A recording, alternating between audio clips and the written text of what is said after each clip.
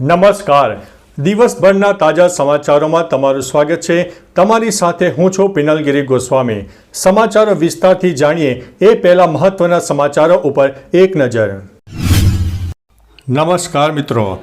આજે તારીખ 4 માર્ચ 2025 મહત્વની હેડલાઇન્સ ઉપર નજર નાખીએ તો બિલ્ડર રમણ પટેલ CID ક્રાઇમની કસ્ટડીમાં. ઉધના રેલવે સ્ટેશન ઉપર મુસાફરો ઉમટી પડ્યા. ઉનાળામાં પાણીના તંગીના એંધાણ. PMએ ગીરની યાદગાર મુલાકાતનો વિડીયો શેર કર્યો. જેલેન્સી ફરી અમેરિકા સાથે ખનીજ ડીલ માટે તૈયાર થયા. ભાવનગર રેન્જ IGPનું મધરાતે સરપ્રાઇઝ ચેકિંગ. સાબરકાંઠાના જળાશયોમાંથી સિંચાઈ માટે પાણી છોડાયું. IIT બાબાની કરવામાં આવી છે ધરપકડ. રમજાન માસ દરમિયાન શાળા સવારની કરવાની માંગ ઉઠી. સિવિલ હોસ્પિટલના ખાનગીકરણનો વિરોધ કરવામાં આવ્યો. જલારામ બાપા પરના નિવેદનથી ફેલાયો છે આક્રોશ. જલારામ બાપા પર બફાટ બાદ સ્વામીએ માફી માગી છે. હવે લોકો કતાર જેવા દેશમાં પણ UPIથી પેમેન્ટ કરી શકશે. વડતાલ સ્વામિનારાયણ મંદિરમાં ભવ્ય અન્નકૂટનું આયોજન કરવામાં આવ્યું હતું. મિત્રો, હવે સમાચારો વિસ્તારથી.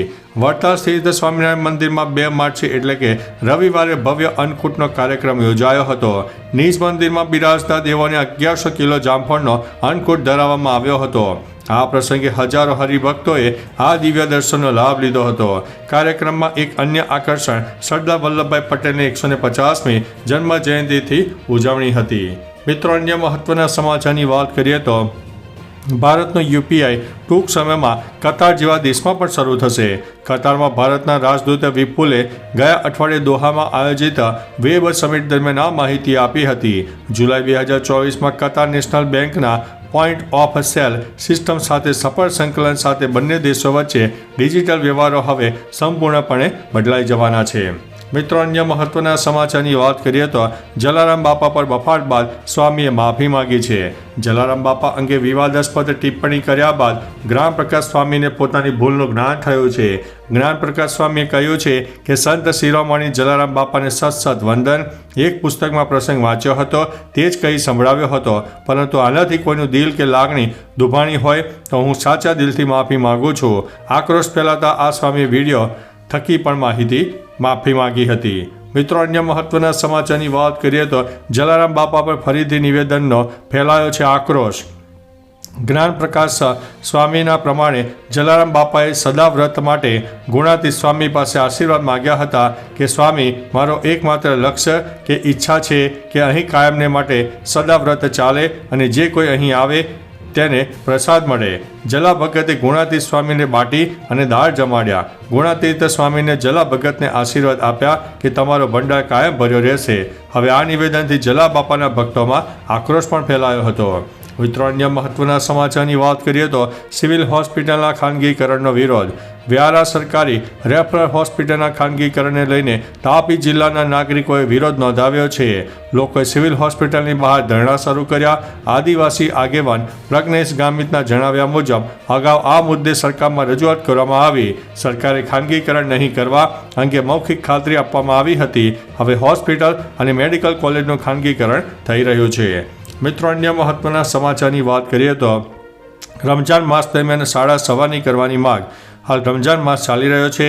રમજાન માસ દરમિયાન હાડગોળ ગામની PM શ્રી પ્રાથમિક ગુજરાતી શાળાની સવારનો ટાઈમ કરવાની માંગ શાળા વ્યવસ્થાપન સમિતિએ જિલ્લા કલેક્ટરને આવેદનપત્ર આપ્યું છે. ઉલ્લેખનીય છે કે શાળામાં 897 વિદ્યાર્થીઓ અભ્યાસ કરે છે.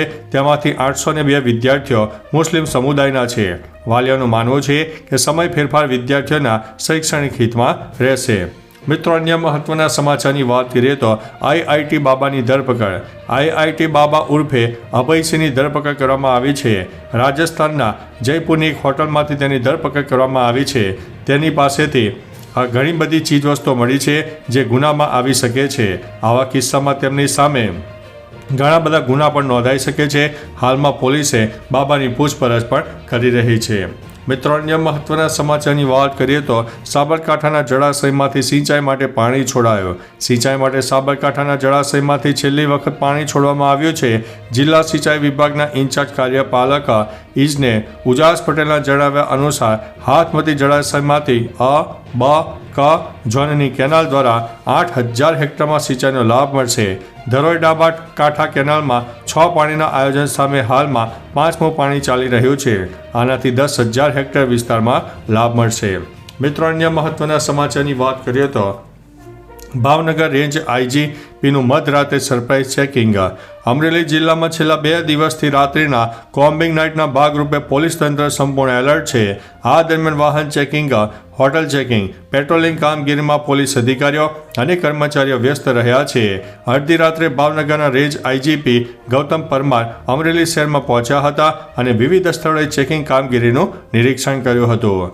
મિત્રો, અન્ય મહત્વના સમાચારની વાત કરીએ તો ઝેલેન્સ્કી ફરી અમેરિકા સાથે ખનીજ ડીલ માટે તૈયાર થયા છે. યુક્રેનના રાષ્ટ્રપતિ ઝેલેન્સ્કીએ કહ્યું છે કે તેઓ યુએસ અને યુક્રેન ખનીજ ડીલ ઉપર હસ્તાક્ષર કરવા તૈયાર છે. ઝેલેન્સ્કીએ લંડનમાં કહ્યું કે ગયા અઠવાડિયે તેમની ચર્ચા પછી તેઓ ડોનાલ્ડ ટ્રમ્પ સાથે વાતચીત કરવા તૈયાર છે. આ ચર્ચાનો ફાયદો રશિયન રાષ્ટ્રપતિ પુતિનને થયો. જો તેમને બોલાવવામાં આવશે તો તેઓ વ્હાઇટ હાઉસ પાછા ફરશે. જો કે એવું કહેવામાં આવી રહ્યું છે કે યુક્રેનની સુરક્ષા ગેરંટીની માગ પર આ સોદો કરવામાં આવશે. મિત્રો, અન્ય મહત્વના સમાચારની વાત કરીએ તો પીએમએ ગીરની યાદગાર મુલાકાતનો વિડીયો શેર કર્યો છે. પીએમ મોદીએ ગુજરાતના પ્રવાસ દરમિયાન ગીરની મુલાકાત લીધી અને આને યાદગાર મુલાકાત ગણાવતા પીએમએ તેનો વિડીયો એક્સ ઉપર શેર કર્યો, જેમાં ખાસ હાઇલાઇટ દર્શાવવામાં આવી છે. આ હાઇલાઇટ્સ તમે પણ જોઈ શકો છો. મિત્રો, અન્ય મહત્વના સમાચારની વાત કરીએ તો ઉનાળામાં પાણી તંગીના એંધાણ. રાજકોટમાં ઉનાળા દરમિયાન પાણી મુદ્દે કકળાટ જોવા મળી શકે છે. શહેરમાં ભર ઉનાળે પાણીની અછત સર્જાઈ શકે છે તેવા એંધાણના વર્તારા જોવા મળી રહ્યા છે. માર્ચ મહિનાથી રાજ્યભરમાં ગરમીનો આકરો તાપ શરૂ થઈ ગયો છે, ત્યારે ગરમીનું વધુ જરૂરી એવું પાણી શહેરીજનો માટે આફતરૂપ બની શકે છે. પાણીની જરૂરિયાતો પૂર્ણ કરવા એક્સપ્રેસ ફીડર લાઇનની પીવાના પાણી માટે વ્યવસ્થા કરવા રાજકોટ કોર્પોરેશન દ્વારા તૈયારી હાથ ધરવામાં આવી છે. મિત્રો, અન્ય મહત્વના સમાચારની વાત કરીએ તો ઉધના રેલવે સ્ટેશન પર મુસાફરો ઉમટી પડ્યા છે. 13 અને 14 માર્ચે હોળી ધૂળેટીનો તહેવાર છે. આ પહેલાં વતન જવા માટે લોકોની ભારે ભીડ ઉમટી રહી છે. બીજા રાજ્યથી ઘણા લોકો ગુજરાતમાં આવીને રોજગારી મેળવી રહ્યા છે. આવા ઘણા સમયે મુસાફરો સુરતના ઉધના રેલવે સ્ટેશન પર ઘરે જવા માટે રાહ જોતા દેખાયા, જેને લઈને 100 જેટલી ટ્રેન ડાયવર્ટ કરાઈ છે. ટ્રેનમાં જગ્યા લેવા લોકો સ્ટેશન પર સૂતા રહ્યા. યુપીના ઘણા શ્રમિકો સુરતમાં કામ કરે છે, તેથી યુપી જતી ટ્રેનમાં જનરલ ડબ્બા વધારવા માગ કરાઈ છે. મિત્રો, અન્ય મહત્વના સમાચારની વાત કરીએ તો બિલ્ડર રમણ પટેલ સીઆઈડી ક્રાઇમની કસ્ટડીમાં જોવા મળ્યા છે. સીઆઈડી ક્રાઇમે પોપ્યુલર બિલ્ડર રમણ પટેલની ધરપકડ કરી છે, જેમણે 1980માં મૃત્યુ પામેલ મહિલાના નામે ખોટા દસ્તાવેજ બનાવીને જમીન હડપવાનો પ્રયાસ કર્યો. કોર્ટ દ્વારા તેના 11 માર્ચ 2025 સુધીના રિમાન્ડ મંજૂર કરાયા છે. આરોપીઓએ સરકારી દસ્તાવેજોમાં ફેરફાર કરીને નકલી વેચાણ કરાર તૈયાર કર્યો. સીઆઈડી ક્રાઇમે આ કૌભાંડમાં રમણ પટેલ સહિત 8 લોકો સામે ફરિયાદ દાખલ કરી છે અને વધુ તપાસ હાથ ધરી છે. તો ચાલો મિત્રો, ફરીથી દેશ અને દુનિયાના સુપરફાસ્ટ સમાચાર લઈને મળતા રહીશું. ત્યાં સુધી અમને રજા આપશો. નમસ્તે.